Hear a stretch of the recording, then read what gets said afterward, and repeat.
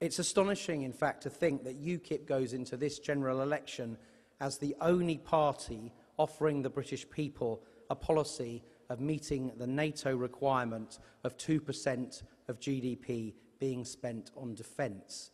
And in my view, it's equally astonishing to behold three other so-called mainstream parties, and in particular the Conservative Party, eagerly chaining themselves to a GDP target for foreign aid giveaways, while grievously neglecting the first duty of government, defence of the realm.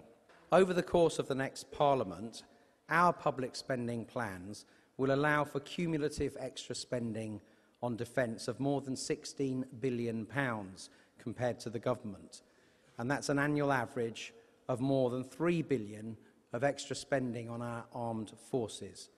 Assuming that David Cameron is not planning to unveil a huge round of further defence cuts, when he finally comes clean on departmental spending plans beyond 2015-16, this extra spending guarantee from UKIP will mean that we alone of the main political parties will meet the 2% commitment. We must allow working people to keep more of the money that they earn. And secondly, we must put higher paid employment within their reach. Now, in pursuit of our first goal, UKIP has long argued that the personal allowance should be raised so someone can earn a basic living for themselves before suffering confiscation of earnings through income tax. And to be fair to the coalition parties, they have adopted a similar agenda, and they both now say they will raise the personal allowance to £12,500 in the next Parliament. UKIP will go further. We will commit to raise the personal allowance to at least £13,000, and will push it higher still if the pace of deficit reduction makes further progress affordable. So no tax on the minimum wage under UKIP. So UKIP will not seek to drag people into a 40% tax rate at earnings only a little above £40,000. To us, again, that reeks of roadblock taxation by a state that will allow people to advance so far under their own talents, but no further.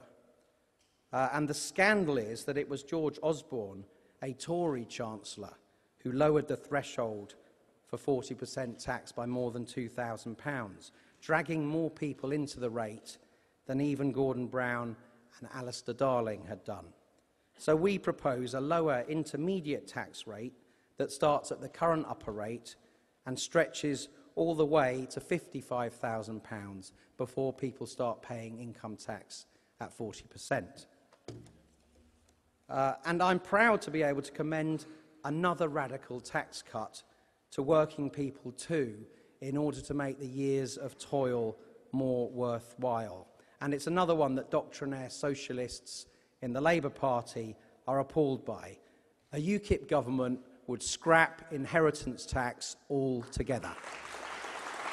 And we would do that so the assets people buy out of their already taxed income, principally their family homes, can be passed on to their chosen heirs without the state confiscating them in death. So the commentators ask, how can your sums add up? How can you say you'll spend more on defence, more on the NHS, raise the personal allowance higher than the others, raise the 40% threshold to scrap inheritance tax, and still match the Treasury's deficit elimination schedule and pledge to hold the Chancellor's feet to the fire on it? Well, the answer is that the commentariat hasn't been paying attention. We are, in fact, the only party that has already identified where we would find the bulk of the spending cuts to finance our plans.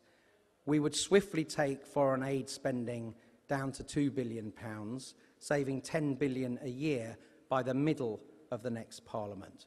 We would leave the EU, saving up to £10 billion in annual net contributions. We would bring down UK taxpayer funding per head in Scotland to the level of England, saving several billion more. And we would scrap straight away the HS2 vanity project, saving an average of at least £3 billion a year between now and 2020. Taken with other measures we will announce in our manifesto, this gives us annual savings of significantly more than £25 billion compared to the other parties, which would not do any of these things. We are in the extraordinary position of the insurgent party of British politics having spelt out its cuts, while the establishment parties have refused to do so. Our proposal of a 5-year moratorium on unskilled migration, aside from a seasonal worker programme, and an Australian-style points system to ensure migration becomes a smart, high-value-added activity, limited in scale. Our policies will make the British economy work for British working people.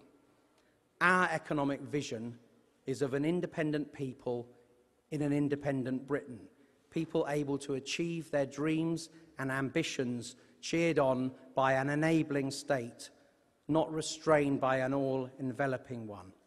Help us to make it happen by voting UKIP on May the 7th.